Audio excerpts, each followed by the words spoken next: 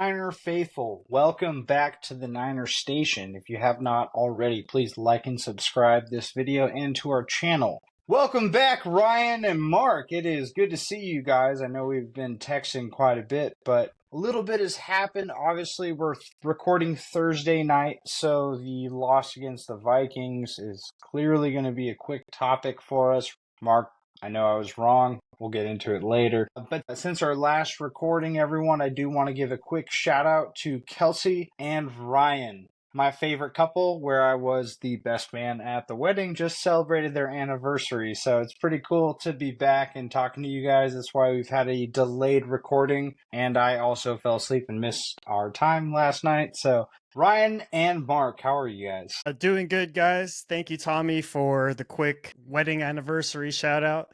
Shout out my wife, Kelsey, going on 2 years. But also, surprise, Thomas, that you admitted to being late or us releasing an episode later than usual. 1, because my anniversary, but 2 days because you took a later nap, which is understandable, but funny nonetheless. We could probably get into that later, but that's a story for a different time. We need to talk 49ers right now.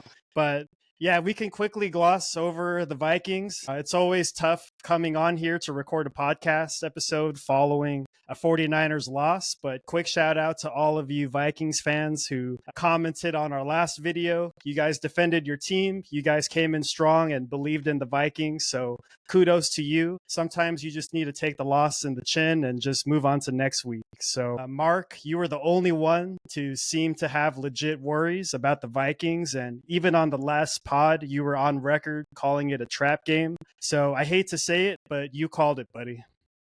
Yeah, hey, it's good to see you guys, Thomas. I'm glad you're awake and ready to go for this pod. It's really good to see you. And Ryan, like Thomas said, happy anniversary. Feels like yesterday we were in the slow area enjoying your wedding. It was a great wedding, and so congratulations to you guys on your anniversary. This is not a moment where I'm proud to brag that I was right. You know, I'd much rather say that you guys were the right predictors on this last game, but we did come into this game, and it was a trap game. Once again, Minneapolis is a tough place for the Niners to win, and I said last time they haven't won since 1992. I'm pretty sure we were all born in 1992, so we have yet to witness a 49ers victory in Minnesota. That's a team that gives us trouble.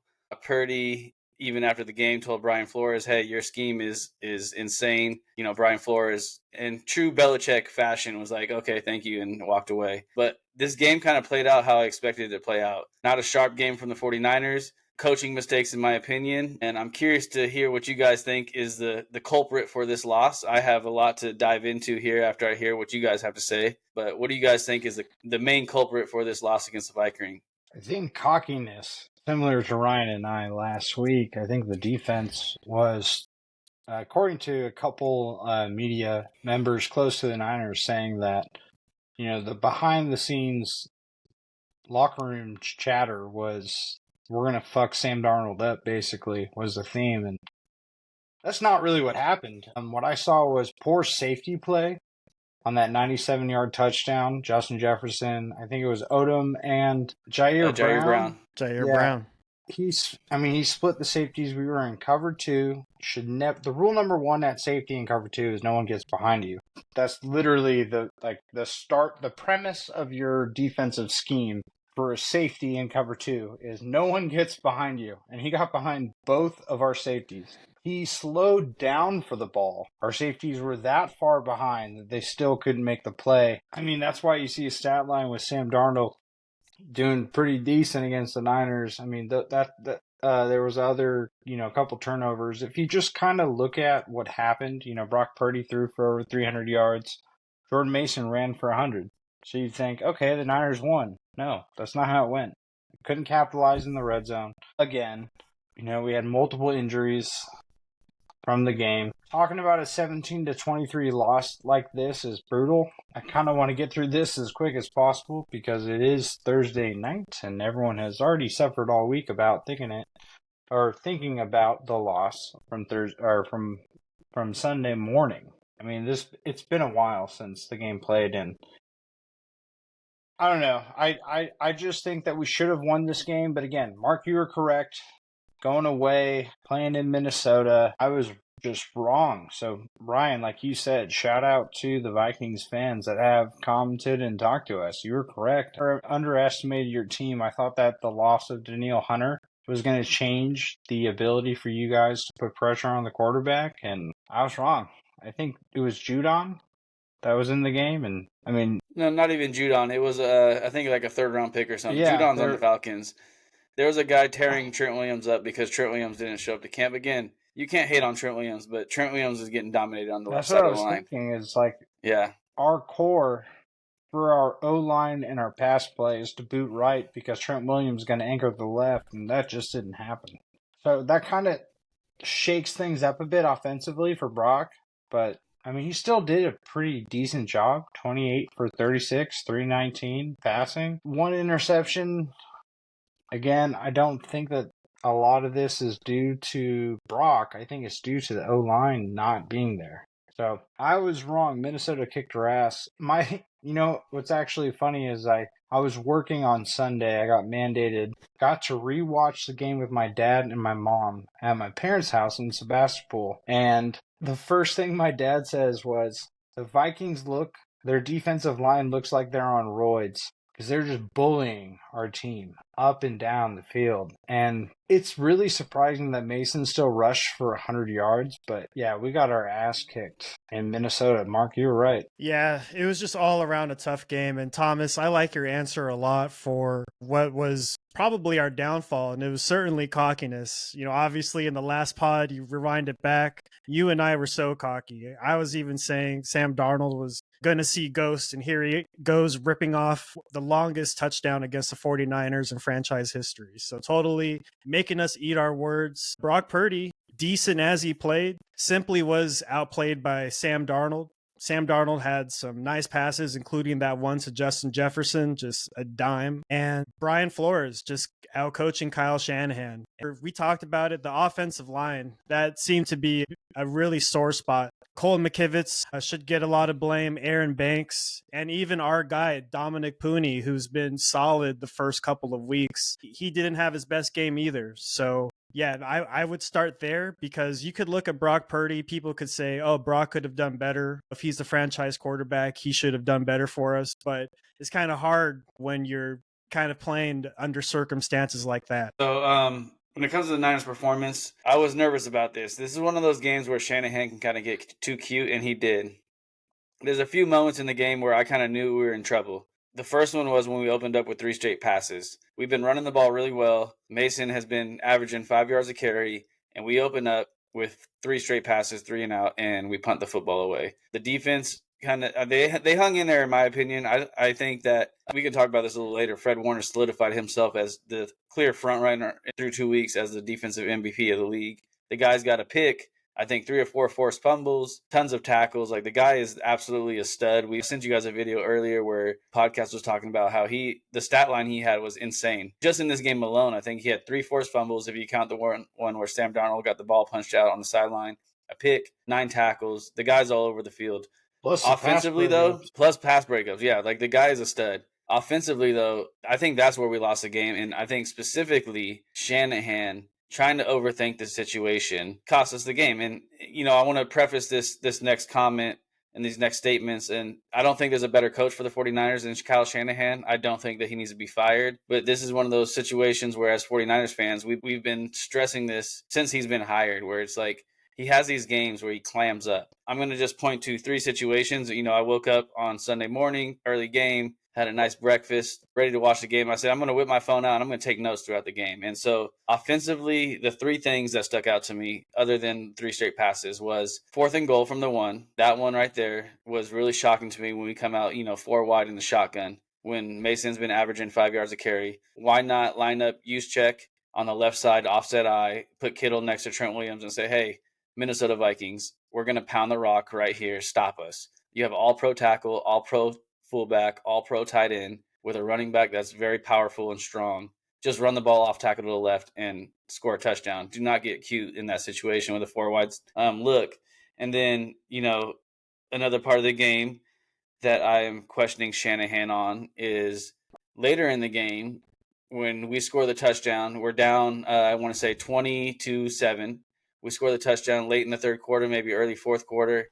And I'm sitting there on the couch. I'm telling my wife, texting my dad, texting my brother, texting you guys, we got to go for two, because in that situation, if you miss a 2-point conversion, it's 20 to 13. You're down by 7. If you get the 2-point conversion, it gives you that buffer where your defense has kind of been shaky. Fred Warner himself has saved 10 to 14 points with his turnovers off the board.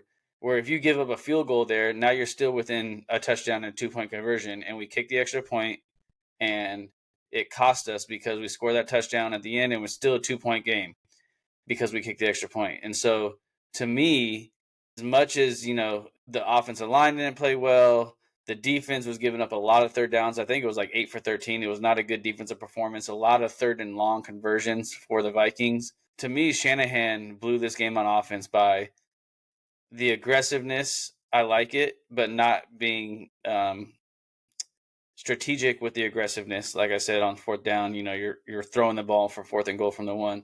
I just don't understand Shanahan's thinking in those situations. A guy that's getting paid, I don't know what his contract is, but it has to be 10 million plus. How do you guys comprehend his decisions in these situations that I'm talking about? 4th and goal from the 1, going spread, and then not going for 2 to get us within 5 points, and giving us the room to have a field goal and still be within it, because the chances of an onside kick there at the end is very low, especially when you have to declare it. And then when I saw Wisnowski lay the ball flat on the ground, I was like, this is not going to be a successful onside kick. So how do you guys feel about Shanahan's game plan in this game? I like the way that you described it as Shanahan trying to get cute. Like, it doesn't make any fucking sense to stray away from a running back that averages over 5 yards a carry. Control the game clock. You get a first down, 3 plays, but instead we're going to go away from that and do different things, especially when we're, near a touchdown possible play, right? Goal line within 20 yards, red zone. Like, why are we straying away from our offensive identity, which is running the ball, power football, right? You're exactly correct, Mark. One thing I was thinking is this should be almost a too obvious defensive play where we're in the red zone. The Niners have a running back that averages 5 yards a carry. They're probably going to go to the left side with George Kittle and Juszczyk lead blocking. Instead, Shanahan goes, oh, that's too obvious. Let's run a creative pass play. Let's do something completely different outside of our offensive identity. And that's kind of what we saw the whole game, right? I mean, I felt like it was almost as if we didn't improve on our red zone ability. Like, instead of, Moody kicking, what do you have, 5-6 field goals in week 1? We just didn't score. It was frustrating to watch the game. I already knew that we lost, and then rewatching it after we lost 17-23, like, I know the end of the game, it was even more frustrating in the second. As you're going into the second half and you're watching the game, you feel like we're going to just not do well in the red zone. Yeah, you know what was really frustrating too? Like, Justin Jefferson made that huge touchdown play, and he goes out in the third quarter. And here I'm thinking, okay, despite the first half, we still could turn it around. There's a lot of things going on our side that we could still fix, and they have one of their star players out of the game. Let's go win this game. And we never was able to establish any sort of momentum, not converting any third downs. And on their side, they were converting it. So it was just a recipe for disaster. And like you said, Mark, Shanahan does, I don't know how to describe it, but you said it well, like, just gets too cute. He's supposed to be this genius play caller, and for some reason, making these just questionable plays, it just never really sits well with you, because you're supposed to trust him, and he's supposed to be the guy to take you and the team to the promised land. And when you have these decisions that are made, it kind of makes you question things. Yeah, it's just disappointing. I mean, the Niners should be it's disappointing. They should be 2-0. They're a better team than the Vikings. 2 years in a row, we lose a game that we should win. And last year was the same. Last year was the picks and these things here and there that just cost us the game. I think last year we punted the ball one time against them and we lost the game. A similar score, I believe. I think it was like around like 23-17. I think it was very close to the same 17 score. points. Yeah, so like we just could not execute. We were moving the ball. Obviously, Purdy threw for 300 yards, but we could not execute in the red zone and finish it with touchdowns or even field goals. We just struggled in that area, and so it's just one of those things. It's just, as a Niner fan, it's frustrating. It's early in the year. Obviously, we can't panic, but for me, I saw this loss coming. It's a bad matchup. Brian Flores, like I told you guys in the last podcast, is a very good defensive coordinator. He knows what he's doing, and he's had success against Shanahan. And it just happened again. We lose the game to the Vikings, who are probably going to finish around 9 wins, 8 wins, in my opinion. Sam Darnold did look good. I think that pass to Justin Jefferson was great. I think his best pass was the back shoulder pass that he threw, kind of the game icing drive. I forget who it was too, but without Justin Jefferson, without TJ Hawkinson, without Jordan Addison, he was still able to execute the offense against our defense, which is pretty alarming. At Ryan, we were at the last game. The defense looked dominant. Tonight, we watched the Jets, and Aaron Rodgers looked like his old self. He did not look like that against the Niners week 1. And I don't know if that's just, rust. He hadn't played for a whole year. He didn't play in the preseason, so he was coming back from that Achilles injury, and he just wasn't ready to perform the way he usually performs. But I think, if Rodgers played the way he played tonight against the Patriots, we might be 0-2, in my opinion. So we have a lot to fix. But like you guys said, it's Thursday. We're kind of beyond the Vikings loss. Everyone's heard from everybody on what that Vikings loss looked like, the reasons for it. I was texting you guys all day Sunday. Tuesday I was ready just to go in on the Niners because, like I said, very disappointed in the way the coaching staff handled it offensively. Defensively, Thomas, like you said, why do we have 2 safeties on Justin Jefferson? Why not just put Travis Ward on him and let him man up and shut him down? So there was a lot of bad game planning offensively and defensively from the 49ers in that game. But I think as a Niner Station, we got to move on and we got to, go to the next week. As Bill Belichick said, I think he said, on to Cincinnati. So we're on to the Los Angeles Rams. And, this week, the loss hurt on Sunday. But I feel like every day we're getting a new update on this guy being out, this guy being out, this guy being out. And now we're looking at the Rams, right, who are very injured right now. They have Kupp out. They have Puka Nacua out. They have 2 offensive linemen out. They have their starting safety out. They have a ton of injuries, too. They're looking like the 49ers right now. It might be a week 3 preseason game by the time we get to Sunday. But what are you guys thinking this game against the Rams is going to look like? And who do you think needs to step up for us to have a chance to win? With Kittle sounds like he's going to be out. Debo's out. McCaffrey's out. Bosa today, they announced, is limited with a rib. So what do you guys think this game against the Rams is going to look like? Well, I hate to be the cocky asshole just like last week, but let's be honest. We're playing in Levi's South. So first things first, we're going to have a home field advantage in an away stadium, which is pretty sweet. Never actually been to a game at Levi's South, but it looks pretty sweet. Pretty awesome. Pretty awesome experience. I will say one thing I am worried about, though, is how do the injuries shake up? Like you said, Mark, there's multiple injuries on the offensive line. I think the Rams actually might be getting back one of their starters, but out of 5, you're looking at 3 or 4 people that typically wouldn't play, so we're almost going to get a preseason experience, like you were saying.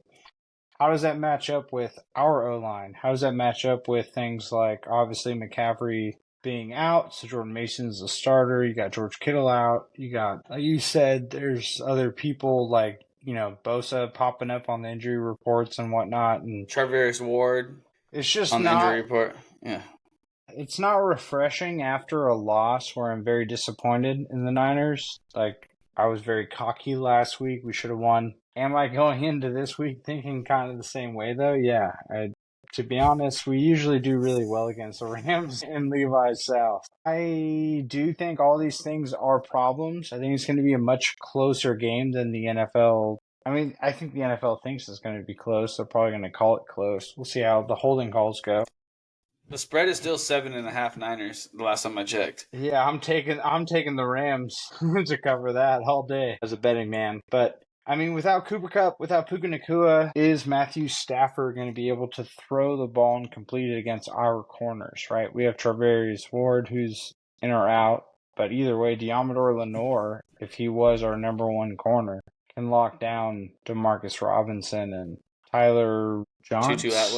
Tutu Atwell, Tyler Johnson. and I think Demarcus Robinson, and Yeah. Demarcus Robinson. So Jordan I just Whittington. like Jordan Whittington. I don't really feel like any of those guys can beat Diamador Lenore. Let's just say Lenore is our number one. I don't know. I don't really feel like that's a good fantasy matchup, even though I am starting to Marcus Robinson because Cooper Cup's out. So, Ryan, what do you think? It's funny, Thomas, you're describing your internal struggle with how you feel heading into this week following a loss, especially how cocky we were, thinking that last week was going to be just kind of an easy win. And you can't help but feel that way this week, given all of the Rams injuries. But we're definitely proceeding with caution this time around. Like, there's a lot of things against the Rams. Like, let's just check them off. They have all those injuries we just talked about. And we're not preparing for Aaron Donald this time around, which is a pretty big game changer when you're putting a game plan together. Like, that's a lot of focus in a game plan, and that's taken out now. So that's good for the 49ers. But I think one person that's really going to have to step up, Mark listed all those players that are either hurt right now and already probably not playing. But despite all of that, one person that's going to have to step up is Brandon Ayuk, the $30 million man, the guy who we just paid because Debo's not going to be there. There's a chance that Kittle's not going to be there. If, our two of our top dogs on offense aren't going to be playing, and we just paid Brandon Ayuk this big contract. Like, we have to have this expectation from you to lead us and to produce. I really hope it is going to be his coming out game for 2024, because the first two games he's been relatively quiet. We know why. He obviously had his contract negotiations, took it to the very last minute, and you could see the effect of that on the field. But like Ayuk, you have the chance now this week to turn it around for the fan base and give us some hope and really show us why we gave you that contract. And even someone else who got a contract who could really step up for us is Juwan Jennings too. So when those two receivers could step up, I'm really hoping even on the offensive side, our other young rookie receiver, Jacob Cowing, could also see some play too.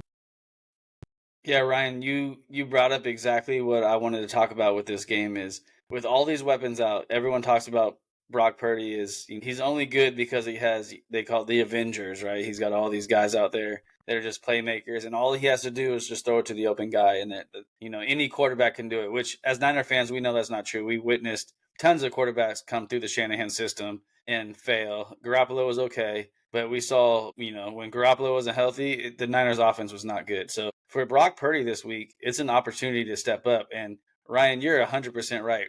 Brandon Ayuk talked the talk. He got paid like a number one receiver. He is now a $30 million man. This offense may be what you're looking at for the next 4 or 5 years as the offense for the 49ers, right? Like, when Brock Purdy is making $60 million, there's a chance that Debo's not going to be here next year. There's a chance that if Kittle does not want to take, a hometown discount, he might not be here next year. They're going to have to do some things with the salary cap. There's a chance that, hey, if Charvarius Ward's out, he's probably not going to be here next year. They might sign Diamador Lenore instead. So this is kind of a preview of what the Niners might look like for the next 3 or 4 years with Brock Purdy making $60 million. And for me, Brandon Ayuk, you got paid. Like, if you truly think you're a number one receiver and you want to get paid like that, then this is your week. Like, there's no Debo Samuel. There's no George Kittle. Like, you are going to be the guy that they're doubling. You're going to be the guy they're game planning for. Obviously, Jordan Mason is a threat in the run game, but he's not a threat in the pass game like McCaffrey. You can tell through the first 2 weeks that we're missing McCaffrey out of the backfield on third down situations, right? In the past 2 years with McCaffrey, or I guess a year and a half with McCaffrey in the offense, on 3rd and 7, Brock Purdy would dump it off to him on an angle route or something in the flats, and McCaffrey would pick up that first down, which would be huge for us to keep drives going. And now you don't have that. So Brandon Ayuk, this is your moment to earn your value and prove that I am that guy, and I can be a number one receiver. Everyone talks about, is Brandon Ayuk a number one receiver? Is he a 1B because they have Ayuk and all these weapons? There's no more weapons. Like, you are the weapon. You are the weapon. And so for me, I want to see what Brandon Ayuk does. There's no more, I'm getting in shape. You've had now 3 weeks. This is going to be a 3rd week of practice. We can call the first 2 weeks preseason if you want to call it for him. Getting him back in shape, getting him in rhythm. And so for Ayuk, you got to step up. You got to get separation. You got to get open for Brock Purdy to hit you on clutch situations on third down. Purdy, I think, is going to be fine. I think Purdy he's a system quarterback, but he's not like he's a system quarterback because he knows how to run the system. And a lot of people, that's a kind of a negative term, a system quarterback. But for me, quarterback's main job is to run the offense and know where you're going with your reads and your progressions and everything. So at the end of the day, it shouldn't matter who's in the game. I think Cowing can kind of do some of the things Debo can do. Obviously, I'm not going to expect Cowing to line up in the backfield as a running back. So there's room for other running backs to step in. And that's something I want to talk about too is, again, last week, it was Jordan May. Isaac Grandal got one carry, ran right into the back of a lineman and never got a touch again. So there's room in the running back room. We can talk about that for them to step up. But for me, this game is an opportunity for Brock Purdy and Brandon Ayuk to say, hey, Niner fans, don't worry. Like for the next 3 years, I can be that guy with Brock Purdy and make plays on this offense and allow us. We might look a little different, but I can allow us to be an explosive offense without all the surrounding cast. So I'm excited to see what Brock Purdy does. Again, it's against the Rams defense, who has not looked good the last 2 weeks. A rookie tore him up last week. Kyler Murray is definitely a hard quarterback to defend, but he had a lot of success last week. And guess what? Kyler Murray's a very wealthy man. He got paid to play quarterback. So Brock Purdy, you're about to get paid. Step up. Brandon Ayuk, you got paid. Step up. And let's see what this Niners offense can do without all the Avengers, quote unquote, that they have in the past. Yeah, for fantasy purposes, obviously, I have Brock Purdy in 2 leagues, so I would love to see this Brandon Ayuk Brock Purdy connection that we're paying for, right? We're paying $30 million a year.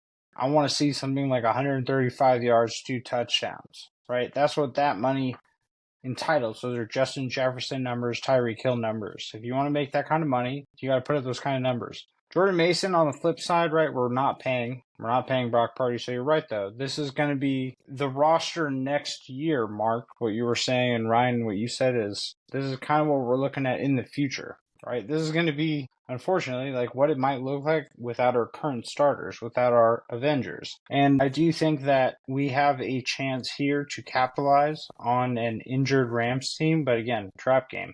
Yeah, it's Levi South. Yeah, I'm cocky. Yeah, I'm confident that we're going to do well there. But, I do want to see how our corners do, how our safeties do. We already got burned last week. Rams are definitely looking at that going, we can do the same play at any given time, right? They're looking at game 1 against Aaron Rodgers where we had the free play go route against Alan Lazard, just on the same. I think other teams have seen our film and understand what we do, and I'm a little worried about this week. As far as NFC West rivalries go, I don't know about you guys, but I kind of get like early 2010 and late 2008, 2009. Whenever Russell Wilson started playing for the Seahawks, kind of vibes when we play the Rams now, because Sean McVay is a great coach. So that's one thing we haven't really talked about is when we're playing against the Rams, Sean McVay knows what we're going to do. He's aggressive. I mean, he ends up kind of out-coaching Shanahan in a sense, right? Every time we play him. And although we do come away with the win, the fact that the Rams are... Yeah, it's never an easy win, right? The fact that the Rams are in the game every time. Would you say, Mark, the spread was 7.5? Yeah, I'm betting on Rams to cover the spread. I mean, right now, that's kind of scary. So... I don't know. And the Rams are desperate, right? They're 0-2. They know they're professional football players in the NFL. They know damn well they go 0-3. The chances of them making the playoffs and shrink. Staying employed. Yeah, like you go you're 0-3 in the NFL. You're cool. Like your resume is, I played linebacker for the Rams last year. Yeah, you guys were the worst defense in the NFL. You went 4-12, 4-14. They have to come out and just play balls to the wall. Like they are in a desperation mode. They have to get a win. So yeah, I'm nervous about this game. And I think that's what makes me nervous too, is just the situation of it all. Not necessarily like, obviously want to learn from our mistakes and not overlook anybody, but it's an any given Sunday league. Like you guys just said, going against an opponent about to go 0-3 and they're a divisional opponent. What scares me the most is the thought or like the ramifications if we lose. Like imagine if we lose to a Rams team who were destroyed by the Cardinals. And so if we lose to them, What does that say about us? It's going to bring up all these questions about what's the state of the 49ers now, losing to a Rams team and 2 losses in a row. Are they even going to make it to the Super Bowl? And like all these things. So I think the ramifications if we lose scares me a bit. Yeah, I'm getting very much, 2020 vibes. The year after we lost to the Chiefs in the Super Bowl 2019, we come back, right? Obviously, it was COVID, it was a weird year, but the first game of the year, I think Bosa went down with ACL, Mostert went down, and all these injuries just start popping up. And the next thing you know, we're 6-10. The difference is that year Garoppolo got hurt, I'm pretty sure. So we were, rolling out backup quarterbacks. So as long as Purdy can stay healthy, then I mean, I think we're going to be all right if he's healthy. I think we have, I think Cowing is a key component in this offense, especially without those guys. I think he can make an impact. Obviously, when Pearsall gets back, that's going to be another component of his offense that we don't have right now. But I'm getting very much, Super Bowl hangover 2020 vibes that we had. And we have our first round pick, which is nice. So if we do suck, then we get a top pick. But my thing is like this year we've talked about in the podcast previous to this, like this is our best year to win the Super Bowl probably in the next 5 years, just because of how talented this roster is, and you're only paying Brock Purdy like $900,000. So for me, if they lose this game, you're looking at 1-2, and we've already talked about how tough this schedule is when you get to week 7, I think.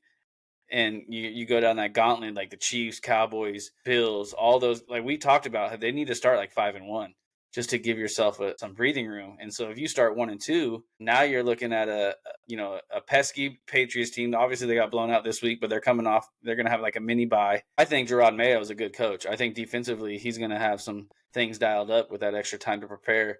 And so to me, obviously it's week 3. This is a must-win situation for the Niners. And I just need to see the 49ers come out and play like, okay, make a statement. Like, okay, last week was a fluke. We should have won the game. We didn't execute. Like Fred Warner said in his post-game press conference, there's too many my bads. I'll get it next time. Like you can't have that in the NFL, especially if you're the Panthers. Okay, no one's expecting you to win. Niners expectation this year is Super Bowl. Like if we don't make the Super Bowl, that's a bust season for us.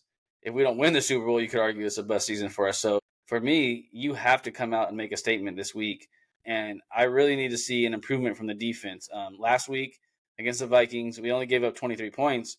But like I said, Fred Warner was personally responsible for saving 10 to 14 points with that. The interception, that was probably a guaranteed 3 points, possibly a touchdown. And then he punched the ball out from Aaron Jones on the goal line, which Yadam recovered.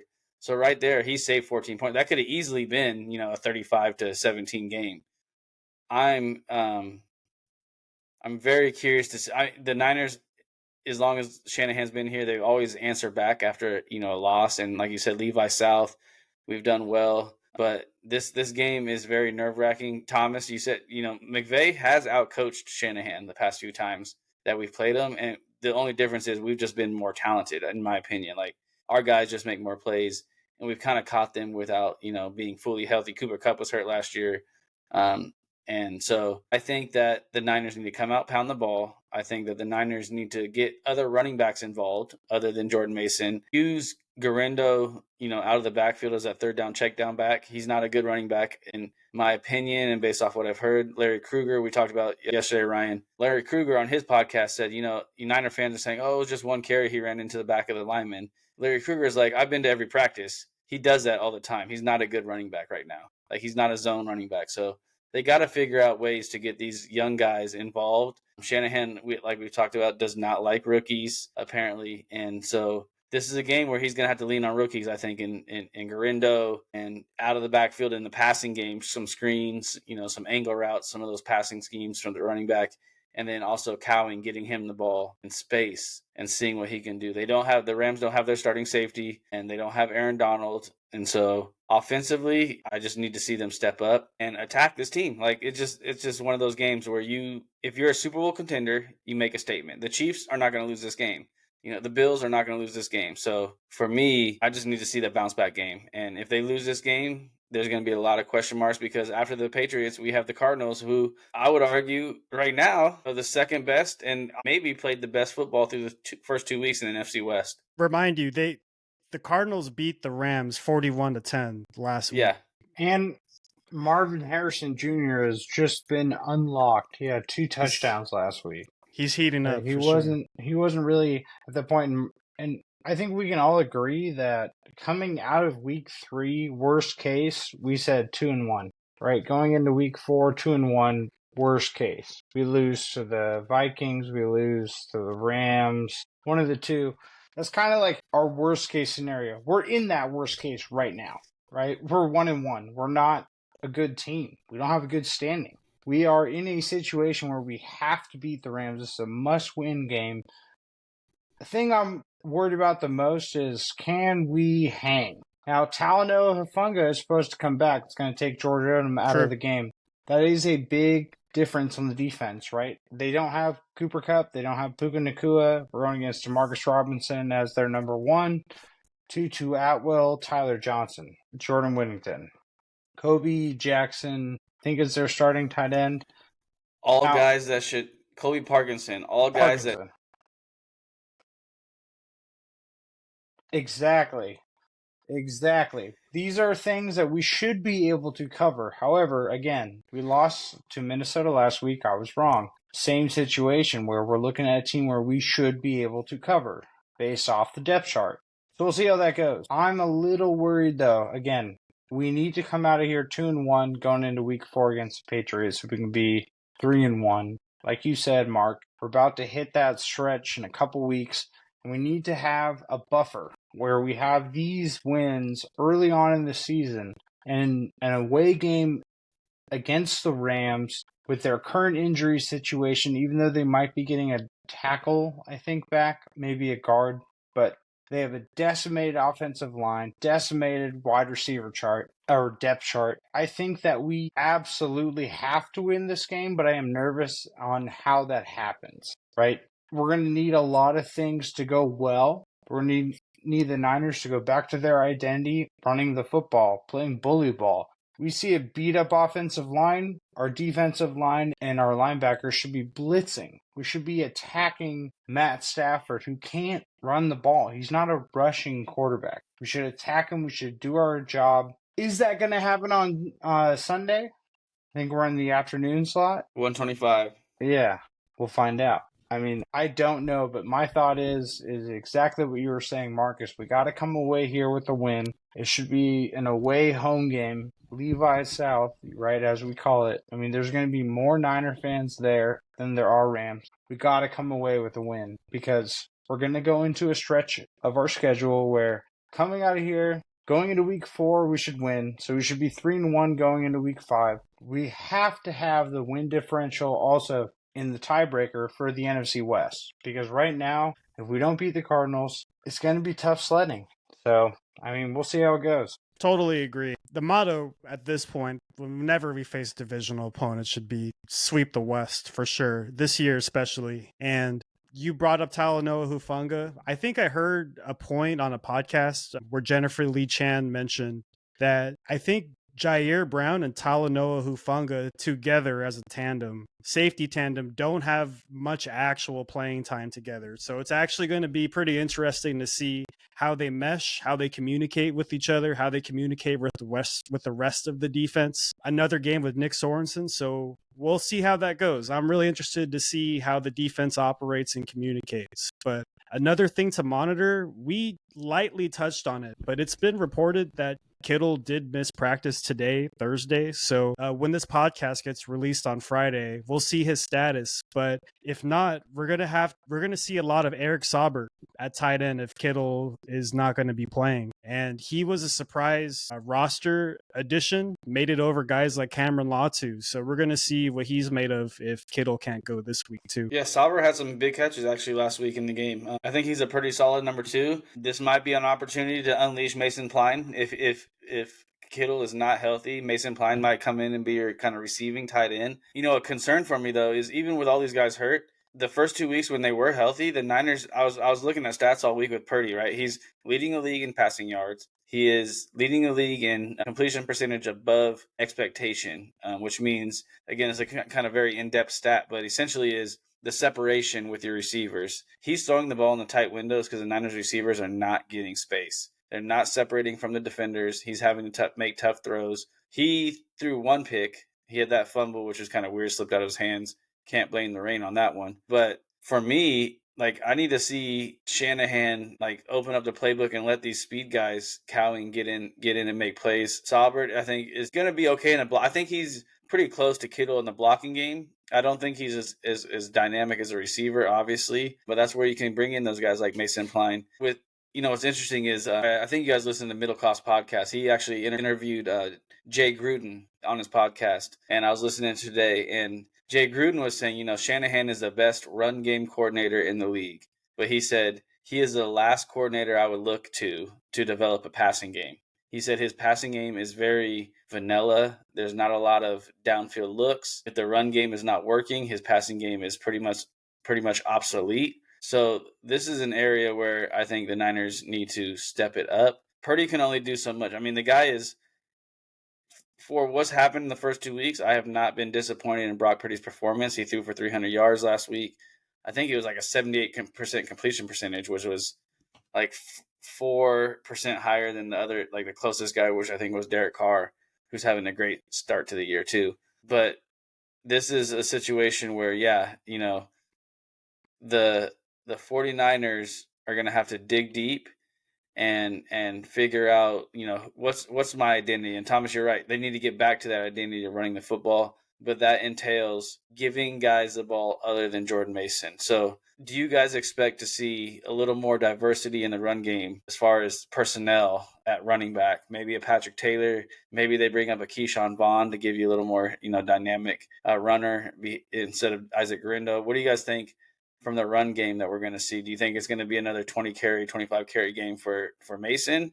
Or do you think that, we might see Patrick Taylor or some of these other guys get some carries? Well, I do think we're going to see them get carries, but I do still think at the end of the day it's going to be 20 to 30 touches for Jordan Mason, which is good for my fantasy league. But again, I have Brock Purdy in 2 out of 3 leagues. I think I have Josh Allen in the other one, but I mean, Brock Purdy hasn't been able to get the passing touchdowns, right? That's kind of holding him back from being quote unquote elite or MVP. Like you said, Mark, I mean, he's 78% completion rate is the next, is highest, and the next closest is like 70, and it's Derek Carr.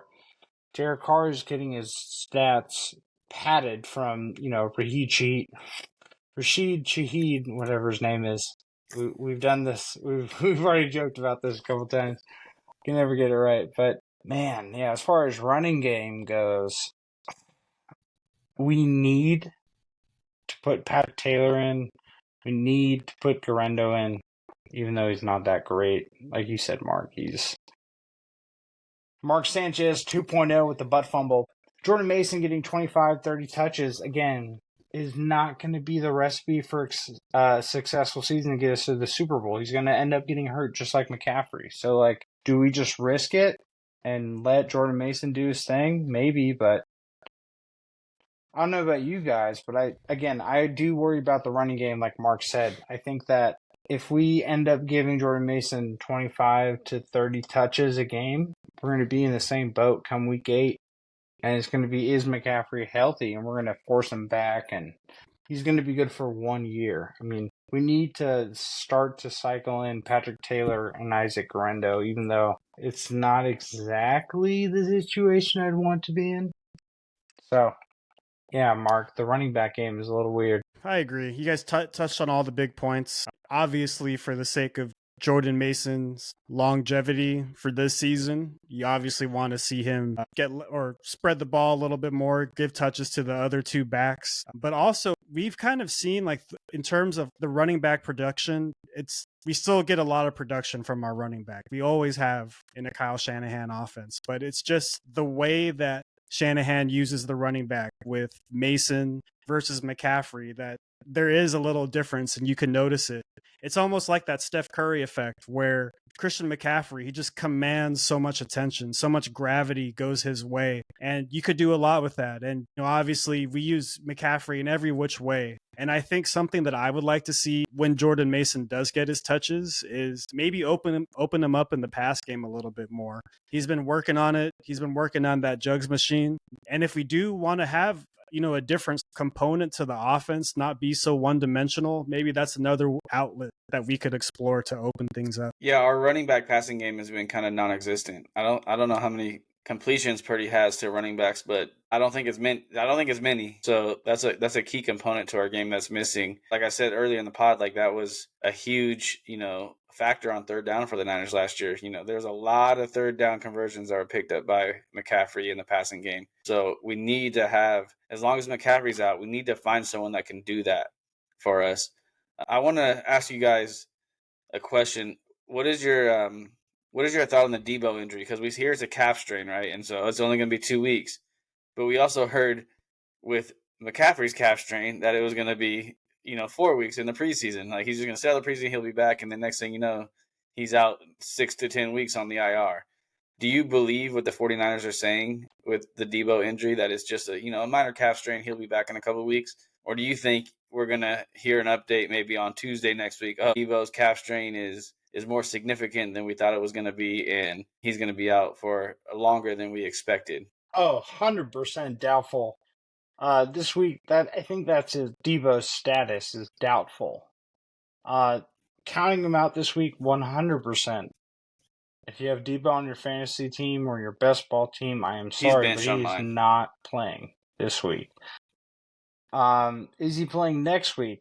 Are you right, Mark? Are we going to get like a Tuesday, Wednesday, next week notification saying like he's actually going to be out for 4 to 6 weeks? I feel like that's more likely, right? I think the Niners are playing it on the media side and the PR side based off if we win this game or not. If we win this game, they tell us he's injured longer than expected. It's going to be 4 to 6 weeks earlier. Then if we lose this game, they wait until next week and they keep Debo as like a probable status, right, going into the week so the defense doesn't. Because I think that, if we're 3-1 going into week 4, without Debo, we could probably still beat the Patriots. Again, it'll have to rely heavily on what we do in the run game and how we use Brandon Ayuk against our number one corner, because he's going to be asked to earn his $30 million a year. So without Debo, though, this week, yeah, I don't trust the Niners. And again, we're going to be in a weird situation without Debo. He's also not going to be able to run the ball. So that's another thing, right? Because we're looking at the way the defense plays the offense of the Niners with Debo in at running back is similar to how they might cover with McCaffrey, right? We're removing that entire portion of the game if Debo doesn't play. We're going back to people being able to game plan for our team to run the ball that they've seen. Although we have done it successfully, it's because we've had that wild card of Debo or Jordan Mason in the slot, and that has prevented the defense from only game planning against the Niners' run game. Without Debo, without McCaffrey, week 4 on is going to be a different defense and offensive game. So we're in for a world of trouble depending on how the Niners PR team plays this Debo injury. Because if you can only game plan against a run offense and a pass offense versus this wild card, right, that we've done, where we've had to force the defense to choose who's guarding, that Christian McCaffrey, Debo role. Even Jordan Mason's done it in the slot. So can Jordan Mason do it? I think he can. He put in the offseason work, but he's not going to create that defensive game plan change, right? That, like, when you remove Debo, you remove Christian McCaffrey. Now that the team is only planning for one or two things versus before they were accounting for that wild card of who is going to raise their hand and be the mismatch against McCaffrey in the slot or against so-and-so in the slot. Well, we might be, or against Debo. We're going to be without Debo. We're going to be without Kittle. We're out McCaffrey. So, we're making the defensive game script a lot easier, in my opinion. Mark, to answer your question, I'm not really sure. I think Thomas had a good response saying that based on what we hear on the status of Debo's injury, the severity of it will depend on if we win or not.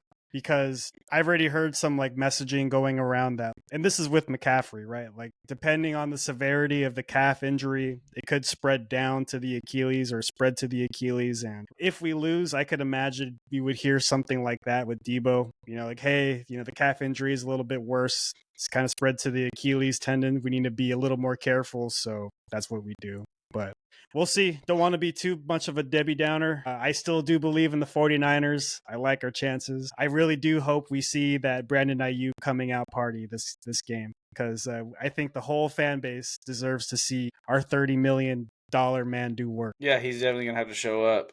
Switching to the other side of the ball, I think someone that also needs to have a big game, another highly paid guy that we paid last year, is Javon Hargrave. He's pretty much been non-existent since the day he signed the contract on the 49ers. He was a stud with the Steelers. He was a stud with the Eagles. But it seems like as soon as he got to the Niners, he hasn't had much of an impact. And especially if Bosa is going to be out or even limited in the game. I mean, Matos, he had a pressure and forced a intentional grounding last week, which was nice to see. Floyd, I think, is a solid guy on the end. But a guy on the defense that I'm looking for this week to have a big game is Javon Hargrave. Similar to Ayuk, like we said, you got paid, $30 million man. Hargrave, hey, you're a $20 million man. And I don't think you've had many sacks as a San Francisco 49er. So he's a guy on the defensive side that I think needs to step up. And if he does step up, he can give Stafford a lot of issues, because Stafford, he doesn't do well with pressure up the middle because it kind of gets in his face. And he's not much, like you said, Thomas, he's not a runner like Kyler or these other guys that we play. So on the defensive side, that's going to be the guy that I'm looking to have a big game in this game and kind of make a statement that I got paid last year. I had a down year, but I'm here to help the 49ers win a Super Bowl this year. It would be so nice to have Javon Hargrave earn his contract. I mean, we're paying this guy, I think he's the second highest paid defensive player on our roster, and he's playing like rotational piece. I mean, we're not getting the production for the money that we're paying for. So, I do think though on the back end, we might get some coverage sacks. So you might actually see Javon Hargrave, like you said, Mark, pressure up the middle well and be able to get those coverage sacks because Talanoa Fung is coming back. So I'm curious to see how we do. Trap game, kind of a home away game. It is in California, so our travel isn't that bad. But if you've listened this long, I do appreciate you. And if you haven't, please like and subscribe our video. But yeah, 49ers are going into Levi South. I'm going to be cocky here and call the win. I'm going to go 17. I think we take it away by 2 possessions. We, come out of week 3 2-1. Ryan, what do you think? What's your prediction for the game score? Oh, okay, putting me on the spot with the game score. I'll keep it high level. I'll say that the 49ers are going to get a win. And I'd say even that we're going to approach 30 points. So hopefully we get in that 28 over 30-point range. And I'm feeling a deja vu because both of you guys are predicting high 20s. And when I'm looking at this game, I am not predicting that because I think Sean McVay's game plan, no receivers, is going to be run the ball with Kyrie. What's his name? Kyron Williams, and then you got Blake Corum there. I think